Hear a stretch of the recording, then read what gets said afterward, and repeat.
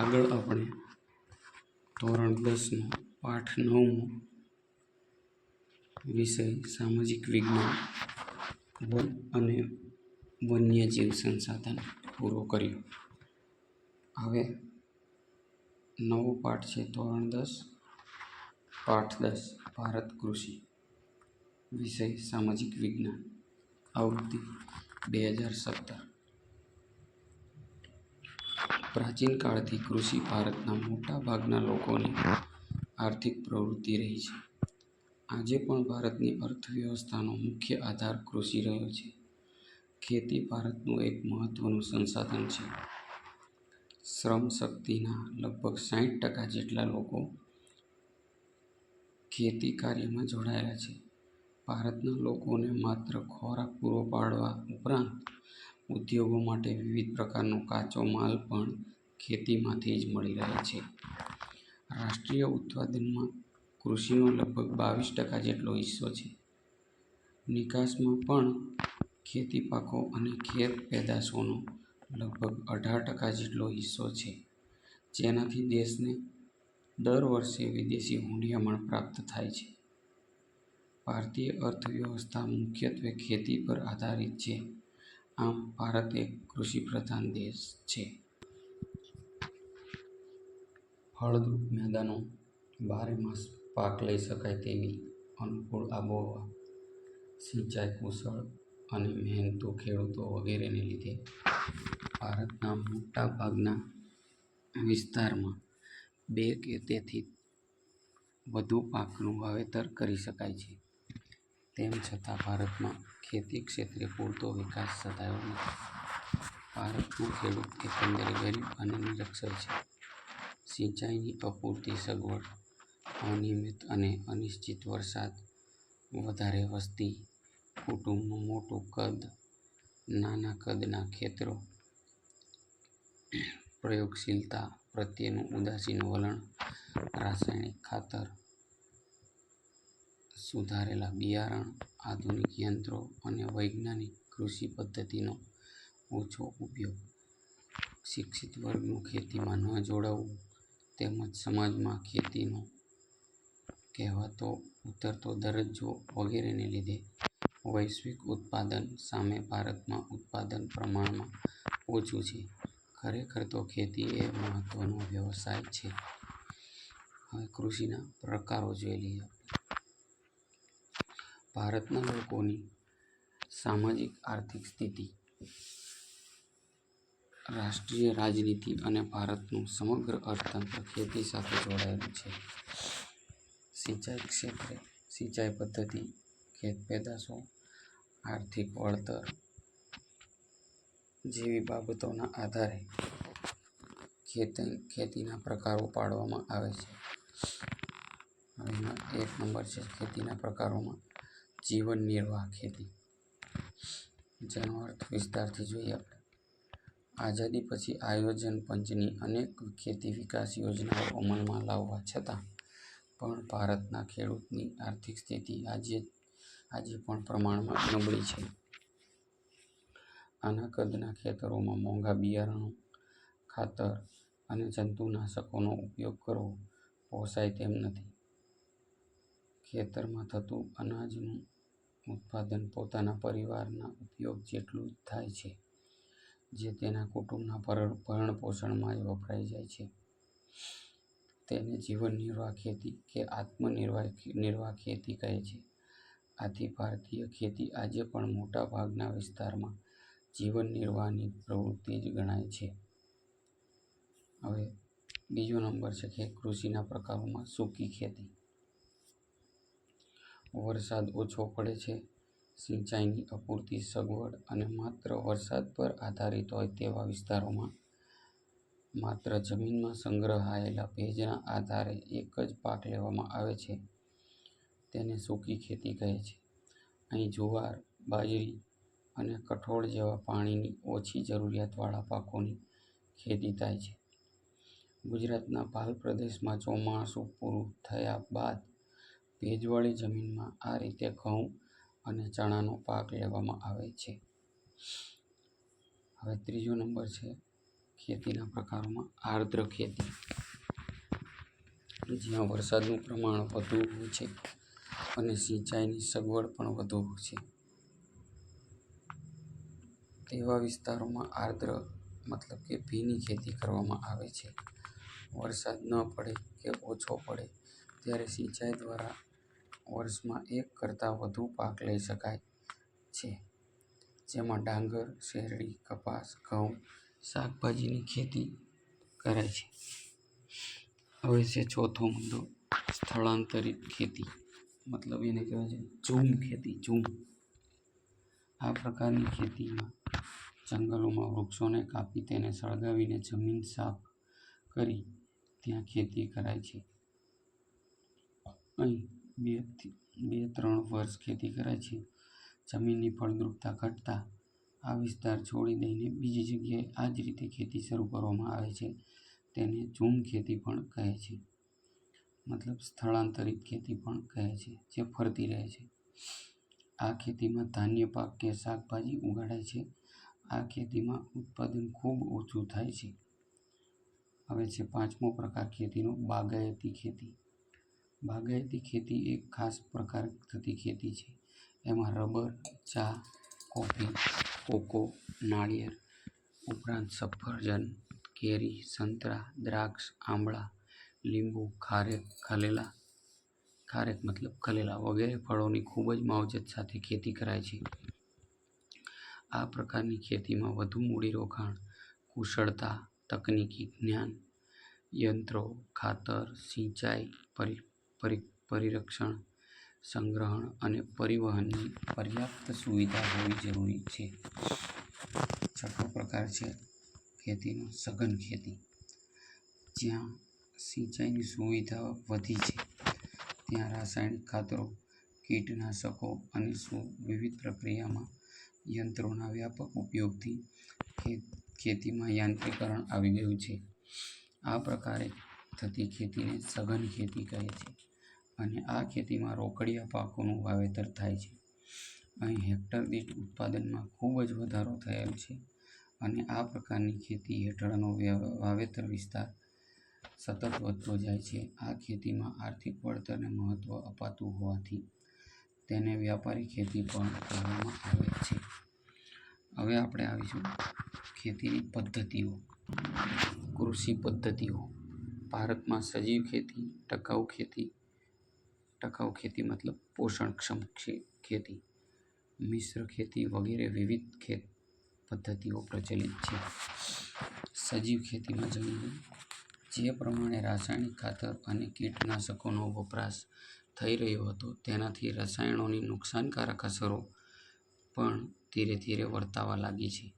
અનાજ, શાકભાજી તથા ફળોમાં રસાયણો અને જંતુનાશકોની હાજરીને લીધે લોકોના સ્વાસ્થ્ય પર તેની વિપરીત અસર થઈ. પર્યાવરણ પર પણ વધુ નુકસાન થયું. જમીનની ઉત્પાદકતા અને ફળદ્રુપતા ઘટવા લાગ્યા, જેના કારણે લાંબા સમય પછી આ જમીનમાંથી પાકનું ઉત્પાદન અને ગુણવત્તા બંને ઘટી ગયા. સજીવ ખેતી એટલે ખેતીની એવી પદ્ધતિ જેમાં યુરિયા કે બીજા કોઈ પણ પ્રકારના રાસાયણિક ખાતરો અને જંતુનાશકોનો ઉપયોગ કરવામાં આવતો નથી. પાકના પોષણ માટે છાણિયું ખાતર, અળસિયાનું ખાતર,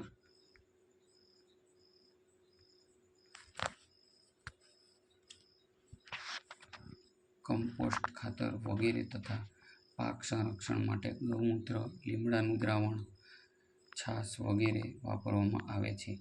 સજીવ ખેતી મતલબ કે જૈવિક ખેતી પણ કહેવાય. સજીવ ખેતીની પેદાશો પોષણયુક્ત હોય છે. એમાં કુદરતી સ્વાદ, મીઠાશ અને સોડમ હોય છે. તેમાં વધુ ખનિજ, વિટામિન અને જીવનશક્તિ આપતા તત્વો હોય છે. જૈવિક પેદાશોની અત્યારે ખૂબ જ માંગ છે, એટલે ખેડૂતને વળતર પણ સારું મળે છે. હવે આવે છે ટકાઉ ખેતી. ખેતીની પદ્ધતિમાં ટકાઉ. આ ખેતીમાં જમીનની ફળદ્રુપતા લાંબા સમય સુધી જળવાઈ રહે તે માટે પાકની ફેરબદલી, પોષણ માટે રાસાયણિક ખાતરનો જરૂરિયાત પૂરતો જ ઉપયોગ કીટક અને નીંદણ નિયંત્રણ માટે જંતુનાશકોને બદલે જૈવિક નિયંત્રણ, જળ સંરક્ષણ વગેરે બાબતની વિશેષ કાળજી લેવામાં આવે છે.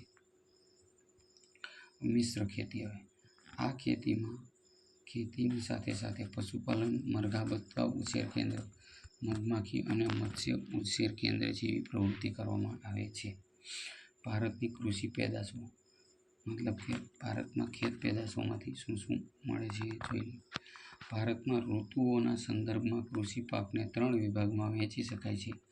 પહેલું છે ખરીફ પાક, બીજું છે રવિ પાક અને ત્રીજું જાયદ પાક. હવે ખરીફ પાક ક્યારે થાય છે કે ચોમાસામાં. ચોમાસું એ ખરીફ પાકમાં. બીજું છે રવિ પાક આવે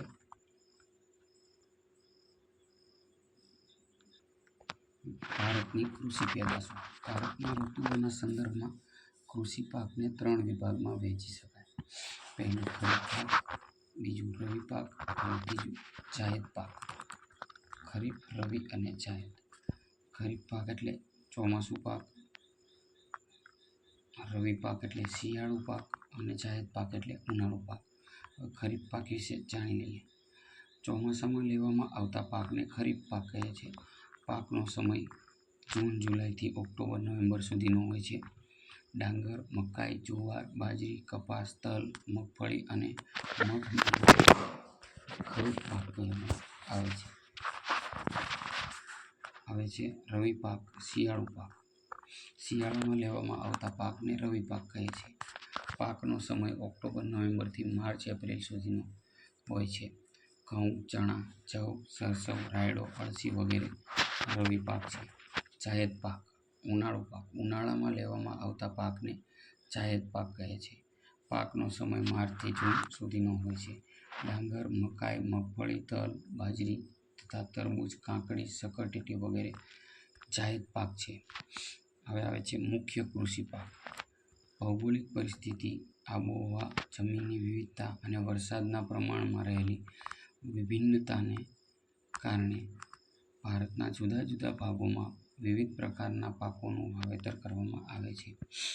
જે આપણે આ કોષ્ટકમાં જોઈ લઈએ. ભારતની મુખ્ય કૃષિ પેદાશો. કોષ્ટકનું નામ. હવે એમાં છે પહેલું ધાન્ય પાક, કઠોળ, તેલીબિયા, પીણાં, રોકડિયા પાક, ઔષધીય મસાલા પાક, ફળ, શાકભાજી. હવે કયું શેમાં આવે એ આપણે જોશું. ફરી એકવાર આપણે જોઈ લઈએ. ભારતની મુખ્ય કૃષિ પેદાશોમાં જેને કહેવામાં આવે ધાન્ય પાક, કઠોળ, તેલીબિયા, પીણાં, રોકડિયા પાક, ઔષધીય મસાલા પાક, ફળ, શાકભાજી. હવે પહેલું જોઈએ ધાન્ય પાકમાં ડાંગર, ઘઉં, જુવાર, બાજરી, જવ, મકાઈ. એ છે ધાન્ય પાક, મતલબ જાડું. બીજું છે કઠોળ. તુવેર, મગ, ચણા, વટાણા, વાલ, મઠ, અડદ, મસૂર. એ છે કઠોળ. હવે તેલીબિયામાં જોઈ લઈએ.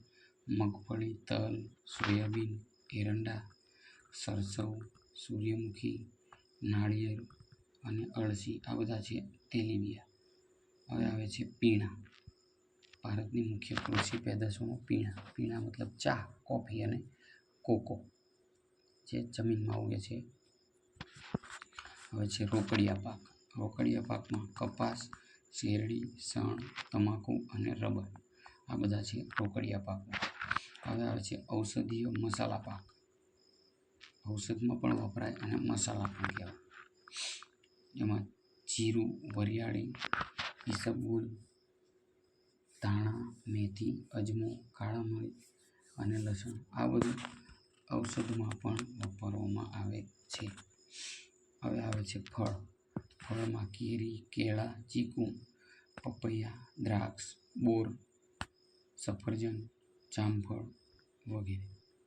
હવે આવે છે શાકભાજી. શાકભાજીમાં બટાકા, રીંગણ, ડુંગળી, ટમેટા, દૂધી, તુરિયા, ભીંડા, કોબીજ, ફુલાવર અને વિવિધ ભાજી.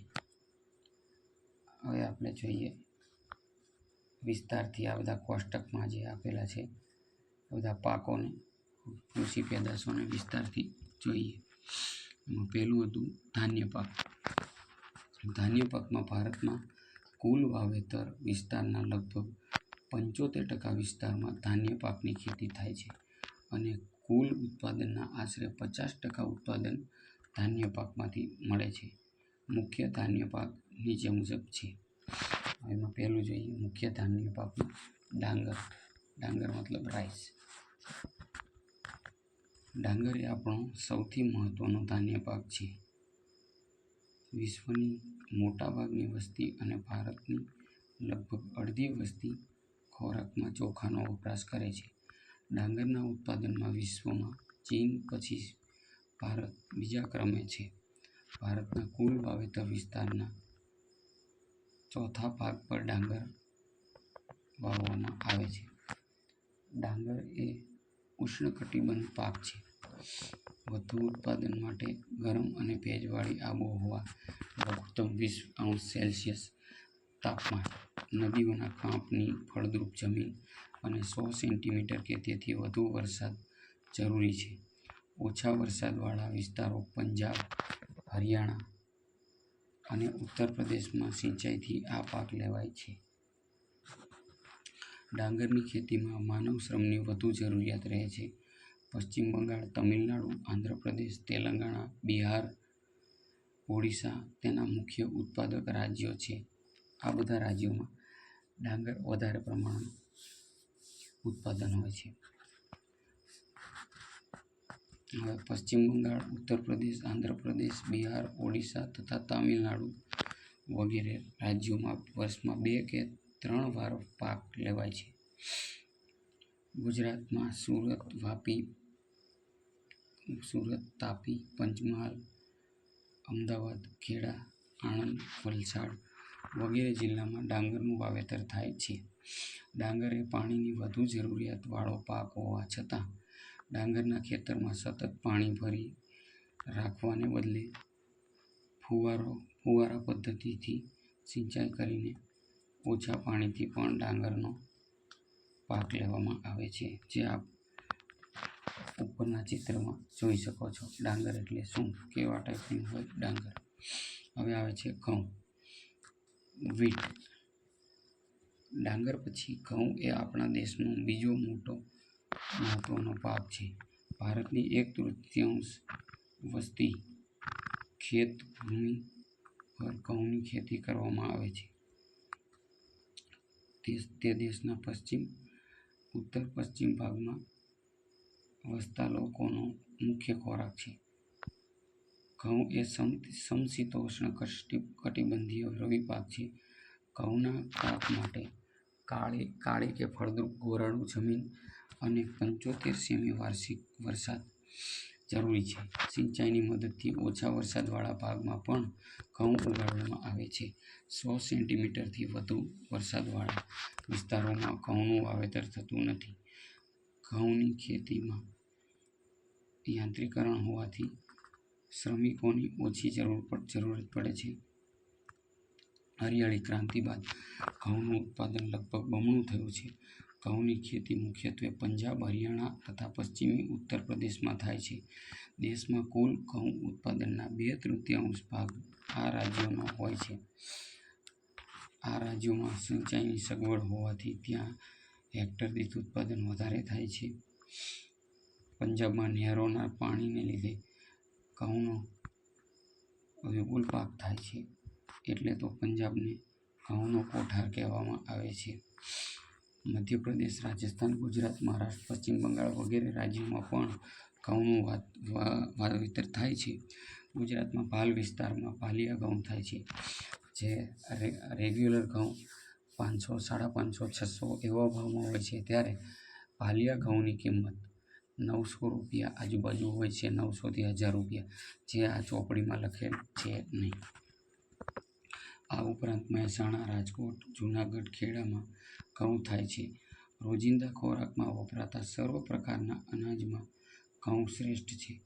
ઘઉંના લોટમાંથી રોટલી, ભાખરી, સેવ, શીરો, લાપસી, લાડુ, સુખડી, ઘઉં પૂરી, કેક, બિસ્કિટ વગેરે અનેક વાનગીઓ બને છે.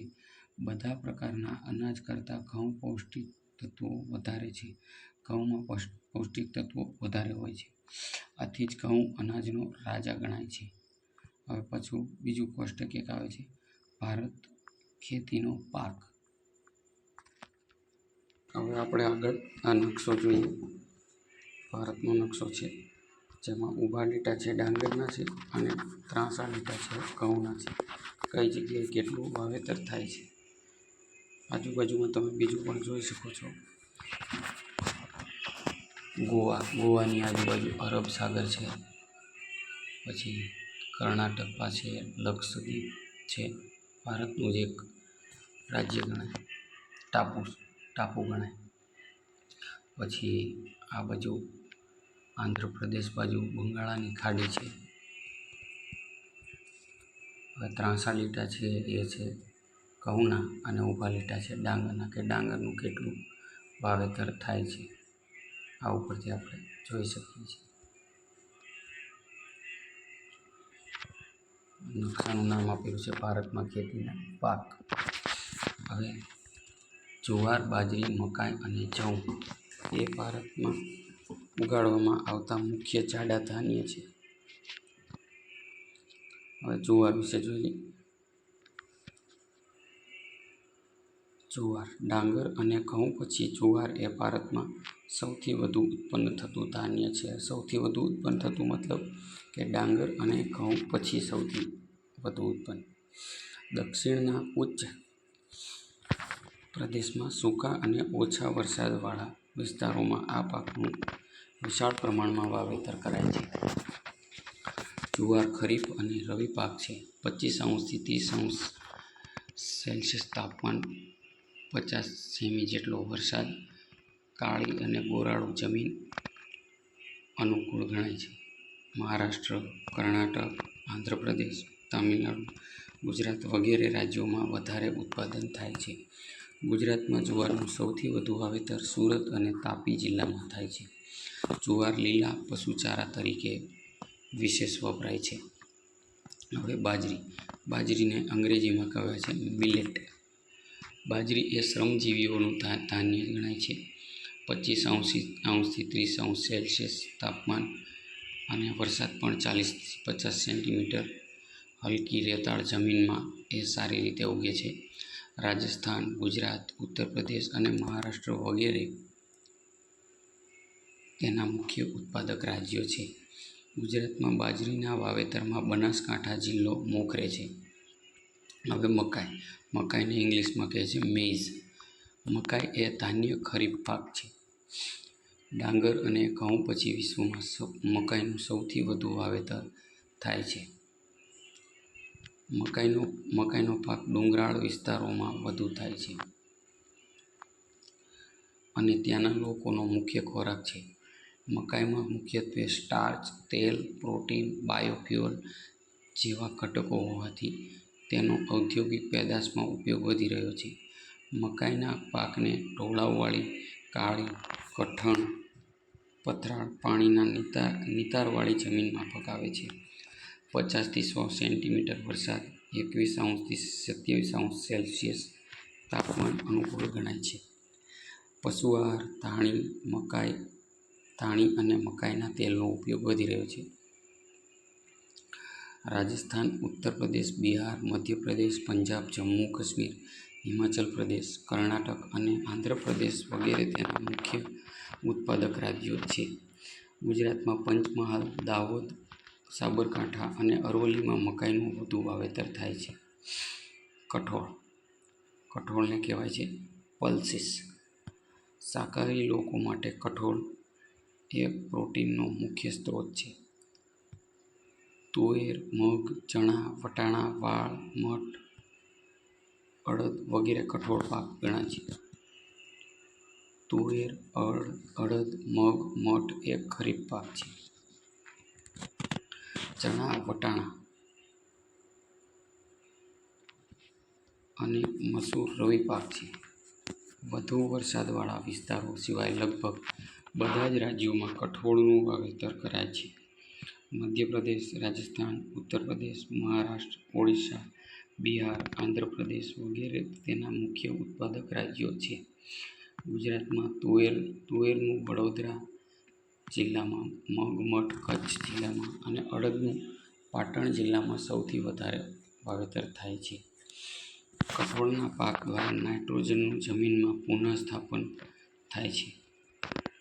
તેથી ધાન્ય પાક સાથે કે ધાન્ય પાકો બાદ જમીનની ફળદ્રુપતા જાળવવા કઠોળનું આંતરપાક તરીકે વાવેતર કરાય છે. હવે નવો ટોપિક જે એડ કરેલો છે પાઠ્યપુસ્તકવાળાએ કે આટલું જાણવું ગમશે. ગુજરાતમાં વવાતા તૃણ ધાન્ય પાકોમાં નાગલી રાગી મોખરાનું સ્થાન ધરાવે છે. તૃણ ધાન્ય પાકોમાં નાગલી એ ડુંગરાળ પ્રદેશમાં વસતા આદિવાસીઓનો મુખ્ય ખોરાક છે.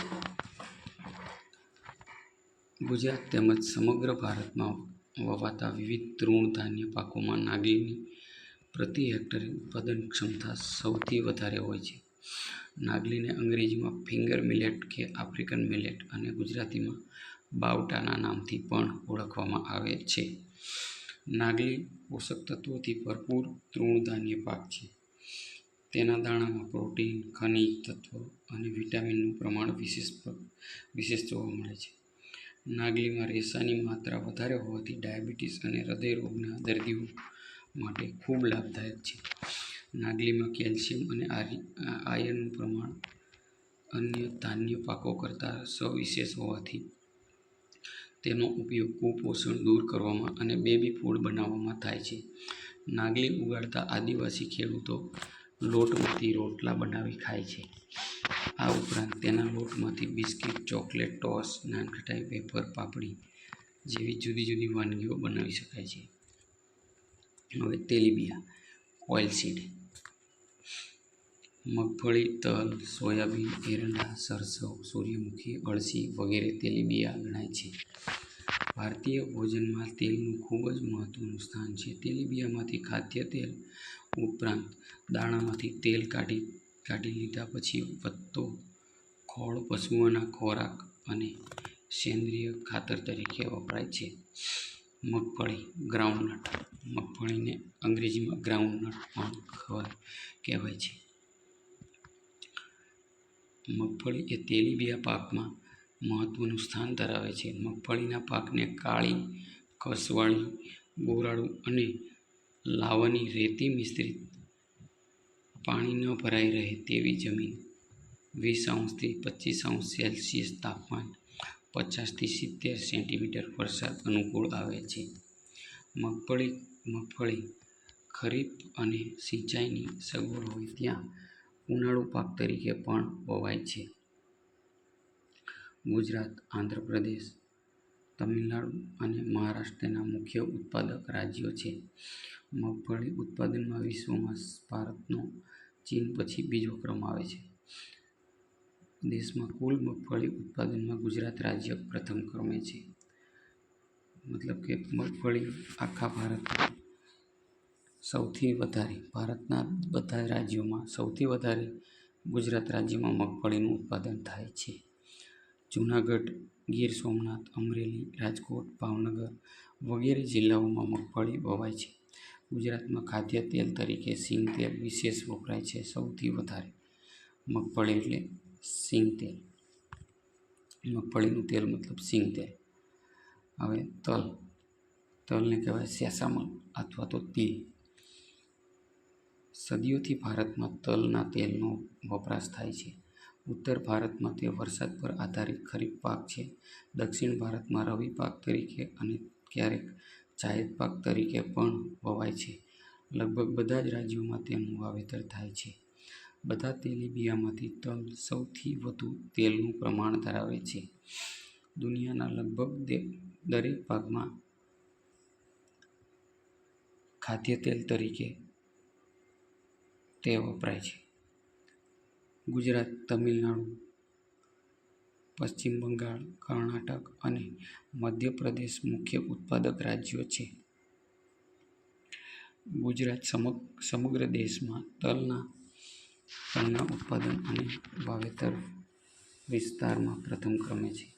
ગુજરાતમાં સૌથી વધુ વાવેતર બનાસકાંઠા જિલ્લામાં થાય છે.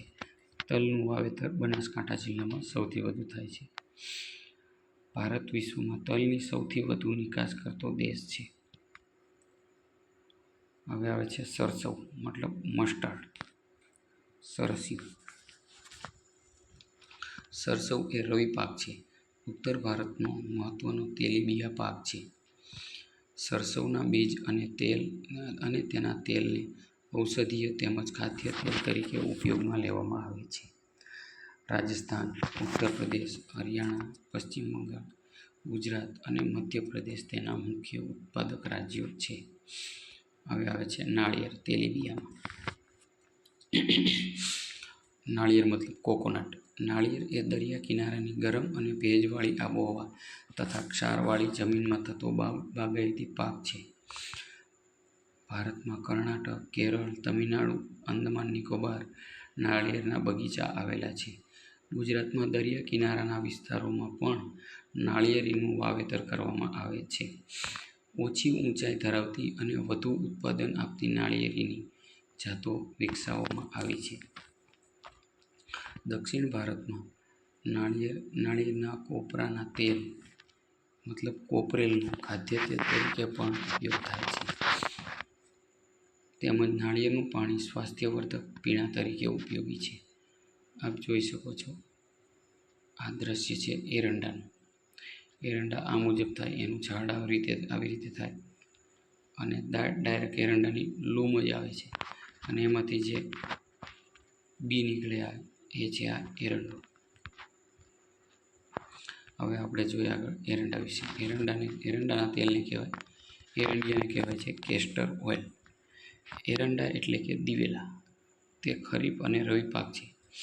એરંડાના વૈશ્વિક ઉત્પાદનમાં ભારત 64% હિસ્સા સાથે મોટો ઉત્પાદક દેશ છે. મતલબ કે વૈશ્વિક આખા 200 દેશમાં, લગભગ 200 દેશ છે ઓલ ઓવર વર્લ્ડમાં, એમાંથી 200 દેશમાં ભારત એક જ 64% ઉત્પાદન કરે છે એરંડાનું. 36%માં બીજા 199 દેશ, લગભગ 199 દેશ. ત્યારબાદ અનુક્રમે ચીન અને બ્રાઝિલનો ક્રમ આવે છે. ભારતના કુલ ઉત્પાદનના લગભગ 80% ઉત્પાદન ગુજરાતમાં થાય છે. આ ઉપરાંત આંધ્રપ્રદેશ અને રાજસ્થાન વગેરે તેના ઉત્પાદક રાજ્યો છે. ગુજરાતમાં બનાસકાંઠા, પાટણ, સાબરકાંઠા, રાજકોટ, જૂનાગઢ, અમરેલી વગેરે જિલ્લાઓમાં તેનો પાક વધતે ઓછે અંશે લેવામાં આવે છે. આ ઉપરાંત વર્તમાન સમયમાં કપાસિયા, સૂર્યમુખી, ડાંગર અને મકાઈના તેલનો ખાદ્ય તેલ તરીકે વપરાશ વધી રહ્યો છે. હવે પીણા મતલબ ચા, કોફી, કોકો. હવે પહેલું છે ચા. ચા એ ઉષ્ણ અને સમશીતોષ્ણ કટિબંધીય છોડ છે.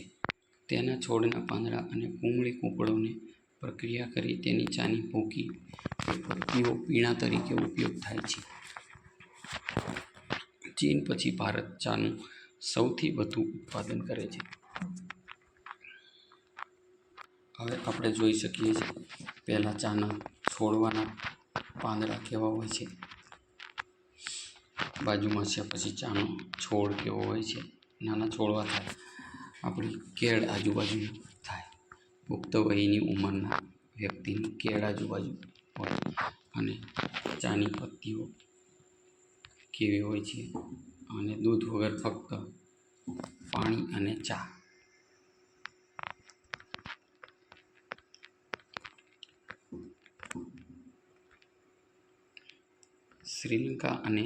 શ્રીલંકા, ચીન અને ભારત ચાની નિકાસ કરતા મુખ્ય દેશો છે. ચાના પાક માટે પાણી સહેલાઈથી વહી જાય તેવી ઢોળાવવાળી અને લોહ તત્વવાળી જમીન, 20 થી 30 અંશ સેલ્સિયસ તાપમાન અને 200 સેન્ટીમીટર સુધીનો વરસાદ વર્ષભર ઝાપટા રૂપે વરસતો રહેવો જરૂરી છે. ભારતમાં ચા અસમ, પશ્ચિમ બંગાળ, ઉત્તરાખંડ, ઉત્તર પ્રદેશ, તમિલનાડુ, કર્ણાટકમાં વધુ થાય છે. અસમ અને પશ્ચિમ બંગાળ દેશની 75% ચાનું ઉત્પાદન કરે છે. અસમ અને પશ્ચિમ બંગાળ ચાના મુખ્ય રાજ્યો. ઉત્પાદકો: ચાના છોડ પરથી પત્તીઓને કુશળતાપૂર્વક ચૂંટવામાં આવે છે. પછી એની પ્રોસેસ કરીને ચાની ભૂકી થાય છે. હવે આવે છે કોફી. કોફીના પાકને પહાડી ઢોળાવ પર સૂર્યનો સીધો તડકો ન પડે તે રીતે કોઈ મોટા વૃક્ષની છાયામાં ઉછેરવામાં આવે છે. કોફીના પાકને 150 થી 200 સેન્ટીમીટર વરસાદ અને 15 થી 28 સેલ્સિયસ તાપમાન અને પર્વતીય ઢોળાવવાળી જમીન અનુકૂળ આવે છે. હવે આપણે જોઈ શકીએ છીએ કે કોફીનો છોડ કેવો હોય છે અને કોફીના દાણા કેવા હોય છે.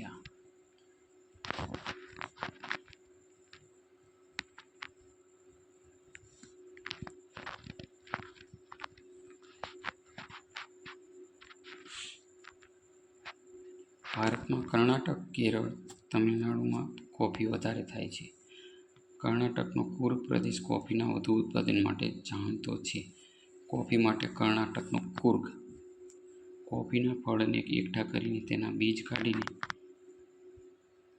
તેને પ્રક્રિયા કરી દળીને તેનો પીણા તરીકે ઉપયોગ થાય છે. હવે કોકો વૃક્ષના ફળના બીજમાંથી કોકો તૈયાર કરવામાં આવે છે. કોકો એ પેય પદાર્થ છે. તેમાંથી ચોકલેટ પણ બનાવવામાં આવે છે. તેને ગરમ અને ભેજવાળી આબોહવા અને વધુ વરસાદની જરૂર પડે છે.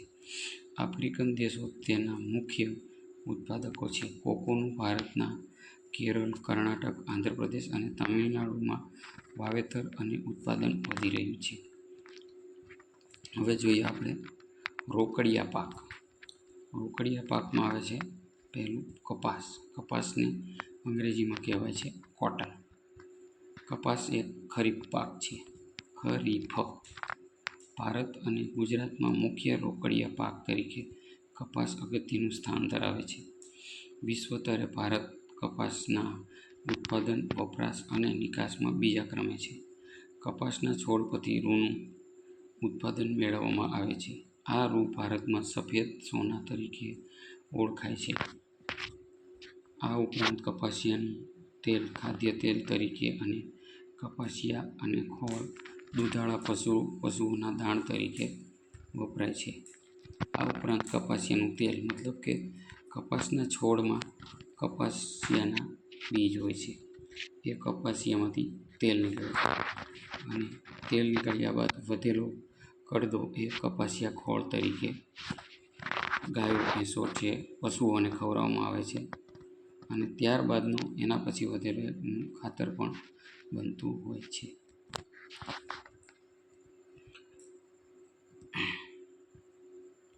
કપાસને લાંબો સમય સુધી ભેજ સંગ્રહી શકે તેવી લાવાની કાળી અને ખનિજ દ્રવ્યોવાળી જમીન, ગરમ અને ભેજવાળી આબોહવા, 20 થી 35 સેલ્સિયસ તાપમાન અને 30 થી 70 સેન્ટીમીટર વરસાદ અનુકૂળ આવે છે. કપાસના પાકનો સમયગાળો 6-8 માસનો હોય છે. હિમથી કપાસના પાકને નુકસાન થાય છે. ભારતમાં ગુજરાત, મહારાષ્ટ્ર, તેલંગાણા, કર્ણાટક, આંધ્રપ્રદેશ, હરિયાણા, રાજસ્થાન, પંજાબ, તમિલનાડુ અને ઓડિશા વગેરે મુખ્ય ઉત્પાદક રાજ્યો છે. હિમથી કપાસના પાકને નુકસાન થાય છે. મતલબ કે જ્યારે કપાસ ઊભો હોય ત્યારે રૂ જ હોય. એ રૂમાં જો હિમ મતલબ કે ઝાકળ પડે તો એ ભીંજાઈ જાય છે અને કપાસ બગડે છે. ગુજરાતના ખેડૂતોએ બીટી કપાસના બિયારણને અપનાવી લેતા વાવેતર વિસ્તાર, ઉત્પાદકતા, કુલ ઉત્પાદન તથા ગુણવત્તામાં ગુજરાત રાજ્ય સમગ્ર દેશમાં પ્રથમ ક્રમે છે. ગુજરાતમાં સુરેન્દ્રનગર, આપણું સુરેન્દ્રનગર આવ્યું હો ભાઈ. સુરેન્દ્રનગર, રાજકોટ, વડોદરા, અમદાવાદ, સાબરકાંઠા, મહેસાણા, બોટાદ, ભરૂચ, ખેડા, સુરત, પંચમહાલ, અમરેલી, ભાવનગર, પાટણ, જૂનાગઢ, જામનગર વગેરે જિલ્લાઓમાં કપાસનું ઉત્પાદન વધુ થાય છે. હવે આપણે જોઈશું નકશો ભારત ખેતીના રોકડિયા પાક માટેનો. હવે ખેતીના રોકડિયા પાકમાં શણ, શેરડી અને કપાસ એ રોકડિયા પાક છે. એ તમે જોઈ શકો છો કે મરૂણ કલરનું છે શણનું ઉત્પાદન કરતા રાજ્યો છે, શણનો વિસ્તાર છે. પછી પોપટી ટાઈપ કલર છે શેરડીનું ઉત્પાદન છે, કે એટલા વિસ્તારમાં શેરડીનું ઉત્પાદન થાય છે. જોવો છો. હવે છે કપાસ. કપાસ કયા કયા વિસ્તારમાં થાય છે? ગુજરાતના લગભગ 90% વિસ્તારમાં કપાસ થાય છે. એટલે કે જે ઉપરનો ભાગ અત્યારે ખાલી બતાવે છે ગુજરાતમાં, એ પણ છે કચ્છનું રણ છે, એના હિસાબે ખાલી રહે છે. રાજસ્થાન, થોડો ઘણો મહારાષ્ટ્ર, લગભગ ગુજરાતની જેમ જ તે.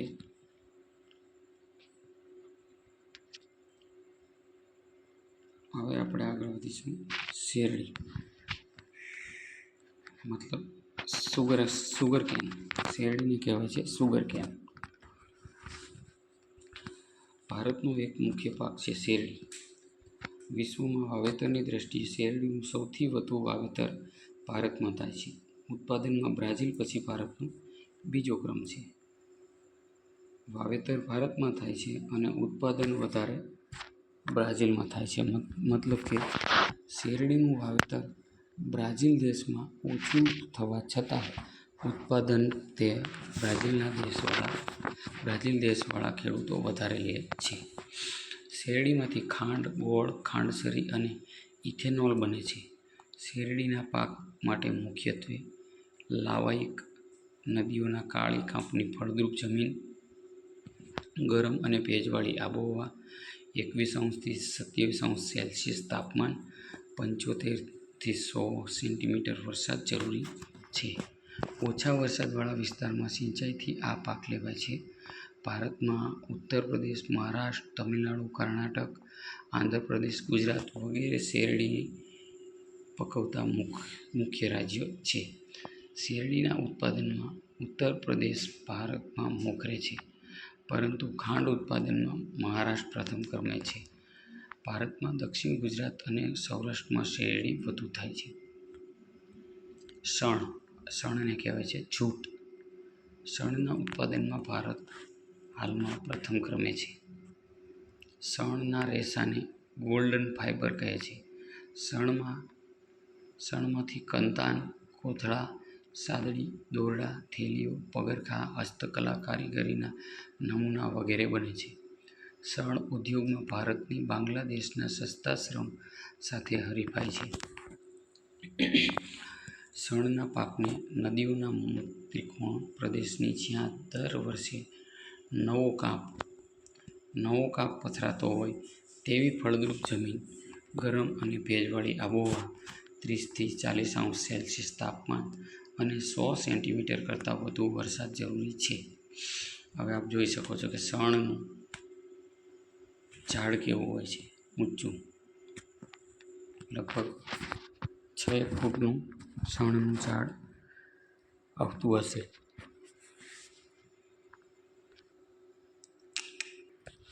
તમાકુ, ટોબેકો એકવાર ફરી વખત જોઈ લઈએ. તમાકુ એક ખરીફ પાક છે. તમાકુના પાક માટે રેતાળ ગોરાળુ જમીન, 20 સેલ્સિયસ જેટલું તાપમાન અને 100 સેન્ટીમીટર જેટલો વરસાદમાં વધુ માફક આવે છે. તમાકુના પાક માટે આબોહવા કરતાં જમીન વધુ નિર્ણાયક પરિબળ છે. ચીન, બ્રાઝિલ, ભારત અને અમેરિકા વિશ્વના તમાકુ ઉગાડતા અને નિકાસ કરનારા મુખ્ય 4 દેશો છે. ભારતમાં ગુજરાત, આંધ્રપ્રદેશ, ઉત્તર પ્રદેશ અને કર્ણાટક તમાકુ પકવતા મુખ્ય રાજ્યો છે. ગુજરાતમાં ખેડા, આણંદ જિલ્લામાં ચરોતરના પ્રદેશ ઉપરાંત મહેસાણા, વડોદરા, પંચમહાલમાં તમાકુનું વધુ વાવેતર થાય છે. યાદ રાખજો, ગુજરાતમાં ખેડા, આણંદ જિલ્લામાં ચરોતરના પ્રદેશ ઉપરાંત આણંદ જિલ્લામાં ચરોતર પ્રદેશ આવેલો છે. એ સિવાય મહેસાણા, વડોદરા અને પંચમહાલ જિલ્લામાં વધુ વાવેતર થાય છે. ભારતમાં કુલ બીડી તમાકુ ઉત્પાદનના 80% ગુજરાતમાં થાય છે. તમાકુનો ઉપયોગ ગુટખા, બીડી, સિગારેટ, છીકણી વગેરે બનાવવામાં થાય છે. તમાકુનું સેવન આરોગ્ય માટે હાનિકારક છે. તમાકુ ગુટખા પર પ્રતિબંધ મૂકનાર સિક્કિમ પ્રથમ રાજ્ય છે. સિક્કિમમાં તંબાકુ ઉપર સદંતર પ્રતિબંધ. રબર. લેટેક્સ કુળના રબરના વૃક્ષમાંથી ઝરતા દૂધને ક્ષીર પણ કહેવાય. ક્ષીરમાંથી રબર તૈયાર થાય છે. રબરના બગીચામાંથી એકત્ર કરેલ દૂધમાં એસિડ મેળવીને ધીમા તાપે ગરમ કરીને રબર બનાવાય છે, જેનો ઉપયોગ ટાયર, ટ્યુબ જેવી અનેક ઔદ્યોગિક પેદાશોમાં થાય છે. ગરમ અને ભેજવાળી આબોહવા, વધુ વરસાદવાળા વિસ્તારોમાં રબરની બાગાયતી ખેતી કરવામાં આવે છે. વિશ્વમાં રબર ઉત્પાદનમાં મલેશિયા પ્રથમ ક્રમે છે. ભારતનો મુખ્ય ઉત્પાદક દેશોમાં સમાવેશ થાય છે. ભારતમાં કેરળ, તમિલનાડુ, કર્ણાટક, અસમ અને ત્રિપુરા રબરનું ઉત્પાદન કરતા મુખ્ય રાજ્યો છે. હવે ઔષધીય અને મસાલા પાક. જીરું, વરિયાળી, ઈસબગુલના ઉત્પાદનમાં વિશ્વમાં ગુજરાત પ્રથમ સ્થાને છે. આ ઉપરાંત ધાણા, મેથી, રાઈ, સુવા, અજમાના ઉત્પાદન અને નિકાસમાં ભારત મોખરે છે. વિશ્વના કુલ મસાલા ઉત્પાદનમાં ભારતનો હિસ્સો લગભગ 35% જેટલો છે. ભારતના કાળા મરી, તજ, લવિંગ વગેરેની માંગ દેશ-વિદેશમાં ખૂબ જ રહે છે. ગુજરાતમાં અશ્વગંધા, તુલસી, કરિયાતું, મીંડિયાવળ, સફેદ મૂસળી, મધુનાસિની, અશોક, ગરમર, લીંડી પીપર, ગળો, કુંવારપાઠું વગેરે ઔષધીય પાકો તેમજ સુગંધિત પાકોમાં પુદીનો, મેન્થોલ, પામરોઝા, લેમનગ્રાસનો સમાવેશ કરી શકાય છે. હવે ફળો, શાકભાજી અને ફૂલોની ખેતી. વિશ્વમાં ફળોના ઉત્પાદનમાં ભારત ચીન પછી બીજા ક્રમે છે. ભારતમાં કેળા, કેરી, સફરજન, દ્રાક્ષ, નાશપતી, નારંગી વગેરેની ખેતી થાય છે. કેળા તામિલનાડુ, ગુજરાત અને મહારાષ્ટ્રમાં, તો સફરજન જમ્મુ કાશ્મીર, હિમાચલ પ્રદેશમાં તથા દ્રાક્ષ ઉત્તરાખંડમાં, મહારાષ્ટ્ર, હિમાચલ પ્રદેશ, જમ્મુ કાશ્મીર, પંજાબ, તમિલનાડુ અને આંધ્રપ્રદેશમાં થાય છે. ભારતમાં દ્રાક્ષનું ઉત્પાદન માંગ કરતાં ઓછું હોવાથી અફઘાનિસ્તાન, પાકિસ્તાન અને ઓસ્ટ્રેલિયાથી આયાત કરીએ છીએ. આ ઉપરાંત વિવિધ શાકભાજીની ખેતી પણ થાય છે. ફૂલોમાં ગુલાબ, જુઈ, મોગરો, ગલગોટા વગેરેની ખેતી થાય છે. આમ ભારતમાં વિવિધ પ્રકારના પાક થાય છે. હવે નવો ટોપિક. આટલું જાણવું ગમશે. ગુજરાતમાં રોકડિયા પાકોની ખેતી વધતા ઘાસચારાના પાકની અછત રહે છે. ઘાસચારાના વિવિધ પાકો ફોડર ક્રોપ જેવા કે તરફ, ગુજરાત તરફ વન, અંજન એટલે પૂછાયેલું અંજન, માર્વેલ એટલે ગુજરાત માર્વેલ ઘાસ વન, સણિયાર એટલે ગુજરાત સણિયાર વન, તેમજ ઝીંઝવો, ધામણ, હેમેટા અને કલાટોરિયા જેવા ઘાસચારાના પાકો વાવી શકાય. સામાન્ય રીતે બધા જ ઘાસચારાના પાકોની કાપણી ઓક્ટોબર માસમાં એટલે કે વાવણી પછી 4 માસે કરવી જોઈએ. હવે કૃષિમાં ટેકનિકલ સુધારા અને સંસ્થાકીય સુધારા કેવા થયા છે જોઈએ. પહેલાંના જમાનામાં દાતરડું, કોદાળી, પાવડો, ઓરણી, હળ, ગાડું જેવા ટાંચા અને સાદા સાધનો વડે ખેતી કાર્ય કરવામાં આવતું. હવે એમાં આધુનિક ઉપકરણોએ પગપેસારો કર્યો છે. જે પૈકી ટ્રેક્ટર, ટ્રેલર્સ, રોટાવેટર સૌથી સામાન્ય છે. આ ઉપરાંત ઘઉંની કાપણી માટે પ્રથમ થ્રેશર અને ત્યારબાદ હાર્વેસ્ટર જેવા આધુનિક ઉપકરણો વપરાવા લાગ્યા છે. આ સિવાય રાસાયણિક ખાતરો, હાઇબ્રિડ બિયારણો, બીટી બિયારણો, જંતુનાશક દવાઓ તેમજ ટપક સિંચાઈ, ગ્રીન હાઉસ વગેરેનો વપરાશ વધ્યો છે. ટેકનિકલ સુધારા. ભારતમાં ખેતી ક્ષેત્રે બિયારણ, ખાતર અને ખેત સાધનોમાં આવેલા પરિવર્તન ટેકનિકલ સુધારા તરીકે ગણાય છે. ભારતમાં ખેતી ક્ષેત્રે બિયારણ, ખાતર અને ખેત સાધનોમાં આવેલા પરિવર્તન ટેકનિકલ સુધારા તરીકે ગણાય છે. સિંચાઈ માટે ખેડૂત પહેલા કોસ રેન્ટનો ઉપયોગ કરતો.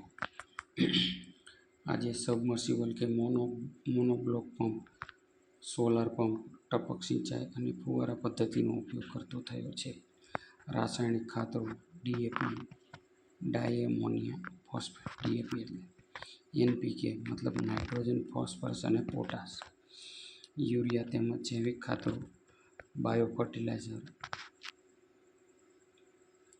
પ્રવાહી જૈવિક ખાતર, બાયોટેક બિયારણો વગેરેનો ઉપયોગ થાય છે.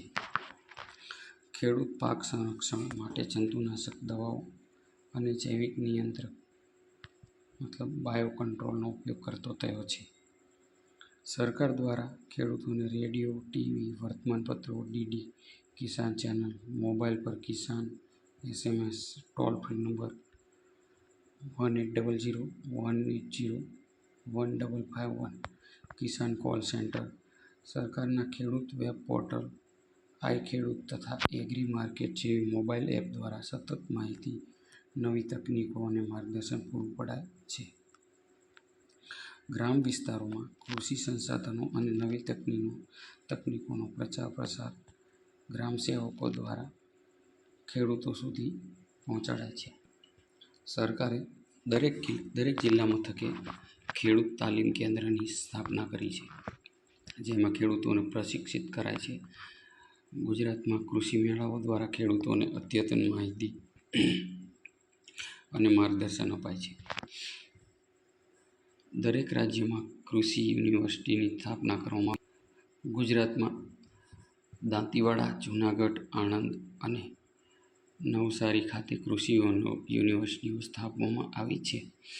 તેઓ ખેતી ક્ષેત્રે નવા સંશોધનો કરે છે અને કૃષિવિદો તૈયાર કરે છે. આ ઉપરાંત કૃષિ ક્ષેત્રે સંશોધન કરતી ICAR મતલબ આ મહત્વની કંપની છે, Indian council of cultural research, અને DARE મતલબ DARE, department of agricultural research and education વગેરે સંસ્થાઓ રાષ્ટ્રીય કક્ષાએ કાર્યરત છે. સંસ્થાકીય સુધારાઓ શું થયા? ભારતમાં જમીન માલિકી, ખેત ધિરાણ અને ખેત પેદાશના વેચાણ અંગે થયેલ સુધારા સંસ્થાનગત સુધારા ગણાય છે. સરકારે જમીનદારી પ્રથા નાબૂદ કરી ખેડૂતોનું શોષણ અટકાવ્યું. ખેડે તેની જમીનના કાયદા દ્વારા ખેડનારને જમીન માલિકીનો સાચો હક આપ્યો છે. જમીન ટોચ મર્યાદાના કાયદા દ્વારા જમીન માલિકીની અસમાનતા દૂર કરેલ છે. કિસાન ક્રેડિટ કાર્ડ દ્વારા અને રાષ્ટ્રીયકૃત તેમજ સહકારી બેંકો દ્વારા ખેડૂતોને આર્થિક મદદ માટે કૃષિ ધિરાણ આપવામાં આવે છે. સરકાર બિયારણ અને ખાતરો તથા જંતુનાશક દવાઓ ખરીદવા માટે સબસિડી અને આર્થિક મદદ કરે છે. પ્રધાનમંત્રી પાક વીમા યોજના દ્વારા ખેડૂતોને ખેતી પાકોનું વીમાકીય રક્ષણ પૂરું પાડવામાં આવે છે. દુષ્કાળ કે વધુ વરસાદને કારણે પાક નિષ્ફળ જાય ત્યારે સરકાર દ્વારા ખેડૂતને આર્થિક સહાય કરવામાં આવે છે.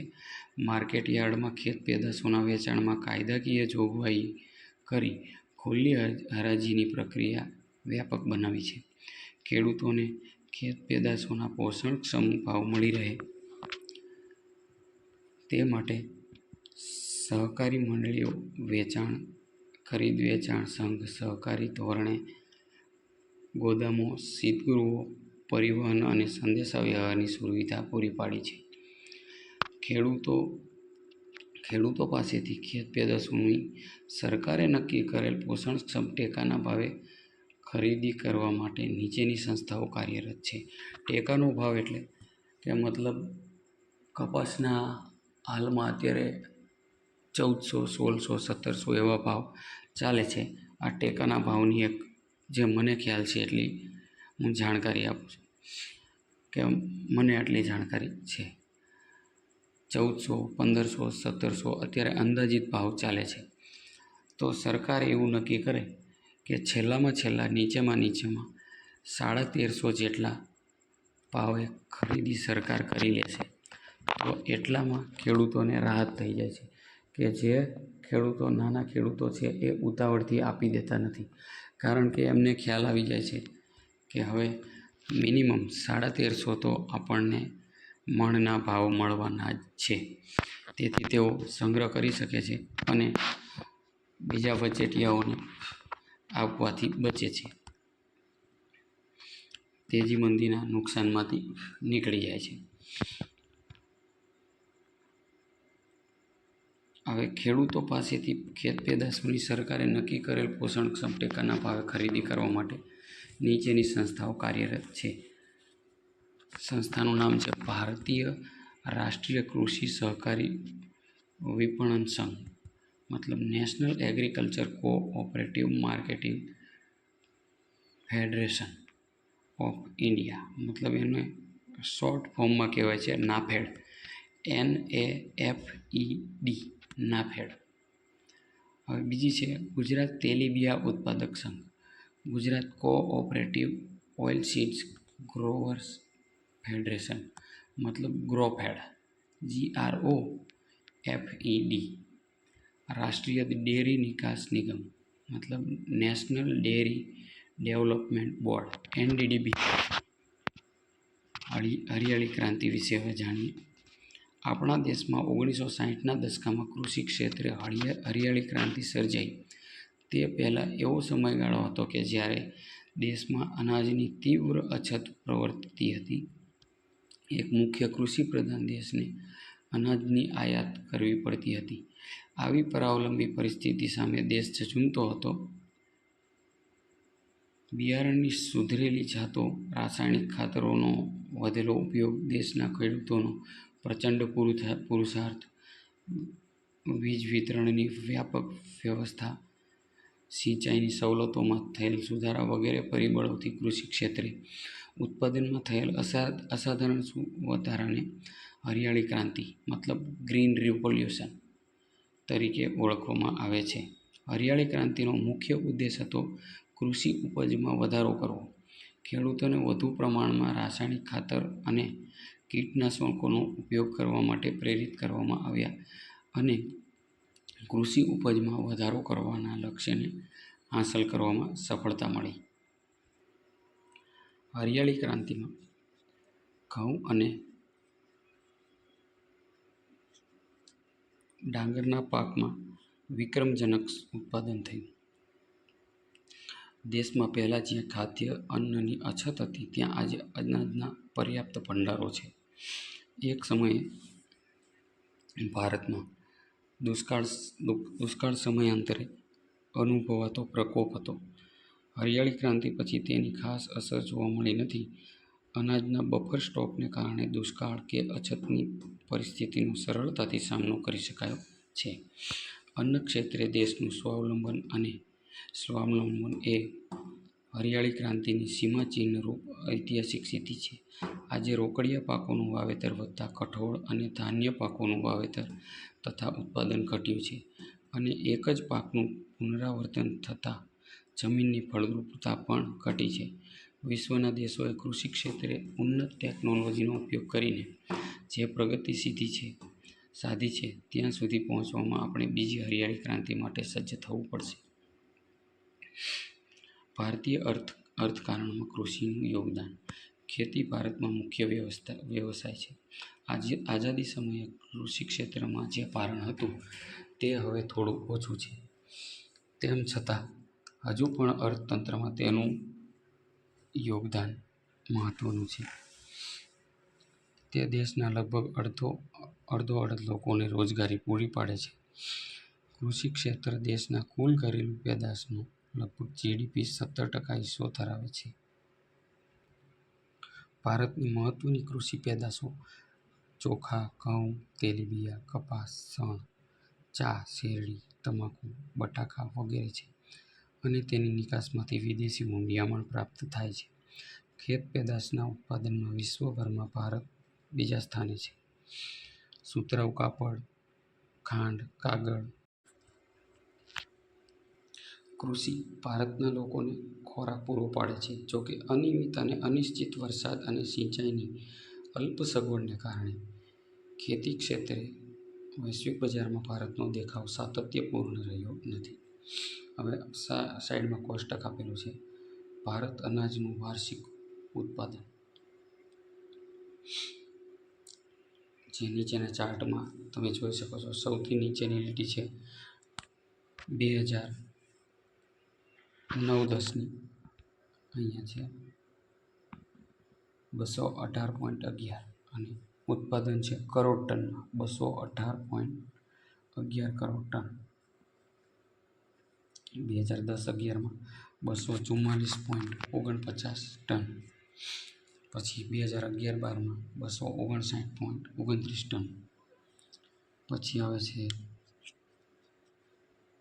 2013-14માં 265.04 ટન અને 2014-15માં 252.68 ton, 68 crore ton, 252.68 crore ton. અનાજ સંરક્ષણ. આજે કોઈ પણ દેશ માટે અન્ન સુરક્ષા જરૂરી છે. જો કોઈ અનાજની માંગ વધતી જતી હોય અને અનાજની મોટા પાયે આયાત કરવી પડતી હોય તો તે દેશ માટે તેની રાજકીય સ્વતંત્રતા જોખમમાં મુકાઈ શકે છે. હરિયાળી ક્રાંતિને લીધે આપણે અનાજ ઉત્પાદનમાં સ્વાવલંબી બન્યા છીએ.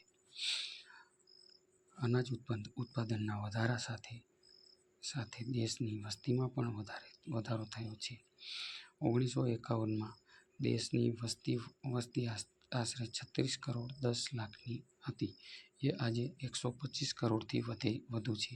તેથી અનાજની માંગ પણ વધી છે. તેમ છતાં આપણા દેશમાં કુલ છેલ્લા 5 વર્ષોમાં અનાજનું ઉત્પાદન વધ્યું છે.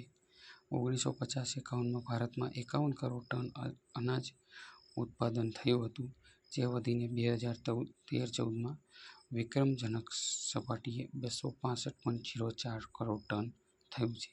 આજે આપણી પાસે એટલું અનાજ છે કે દેશની ન્યૂનતમ જરૂરિયાત પૂરી કરી શકાય છે.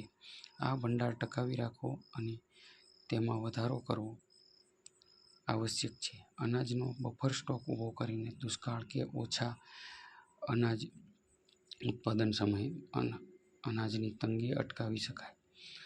અનાજના ગોદામોમાં રહેલ અનાજને સાચવવાની વૈજ્ઞાનિક પદ્ધતિઓ અપનાવીને અનાજનો બગાડ થતો અટકાવી શકાય. આ અનાજ હજારો ગરીબ પરિવારોને વિનામૂલ્યે આપીને ભૂખ મિટાવી શકાય. અનાજનો બગાડ અટકાવવો એ સમયની તાતી જરૂરિયાત છે. અનાજના સંગ્રહણ અને પ્રબંધનની વ્યવસ્થા સુદૃઢ કરવી અત્યંત આવશ્યક છે.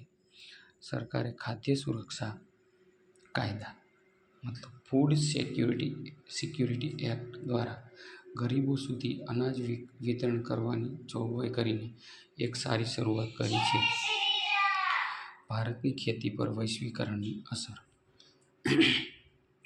ભારતનો ખેડૂત તેની ખેત પેદાશને વૈશ્વિક બજારમાં વેચીને નફો મેળવી શકે એવા ઉદ્દેશથી ખેતી ક્ષેત્રે વૈશ્વિકરણની નીતિ અમલમાં મુકાઈ છે.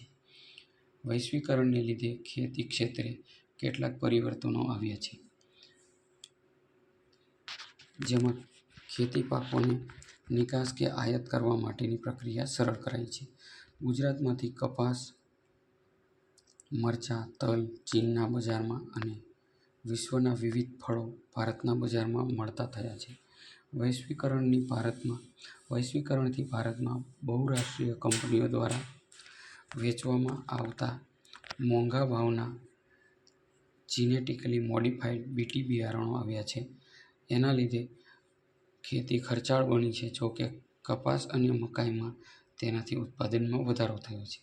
આયાત સરળ થતાં ઘર આંગણે આપણા કૃષિ ઉત્પાદનોને સ્પર્ધાનો સામનો કરવો પડે છે. કેટલાક ઉત્પાદનોને વૈશ્વિક બજાર પ્રાપ્ત થતાં તેમના પેટન્ટ રજિસ્ટ્રેશનની જરૂર ઊભી થઈ છે. વિશ્વના બજારમાં આપણી ગુણવત્તાસભર કૃષિ પેદાશની પેટન્ટ દેશના નામે નોંધાવવી જરૂરી છે. ભારતે કૃષિ ક્ષેત્રે વૈશ્વિક બજારોમાં થતી સ્પર્ધાનો સામનો કરવા નવી ટેકનોલોજી અપનાવી ગુણવત્તા પર ધ્યાન કેન્દ્રિત કરવું પડશે. કૃષિ ક્ષેત્રે જોડાયેલા લોકોની આર્થિક ઉન્નતિ અને સદ્ધરતા વધારવા આયોજનબદ્ધ પગલાં ભરવા પડશે. વધતી જતી વસ્તી અને ભવિષ્યમાં વધનાર કૃષિ પેદાશોની માંગ સાથે આર્થિક પ્રગતિની વિકાસ કૂચ જાળવી રાખવા બીજી હરિયાળી ક્રાંતિ માટે નક્કર વ્યૂહરચના ગોઠવવી જરૂરી છે. અહીંયા આપણે ભારતમાં કૃષિ પાઠ પૂરો થાય છે.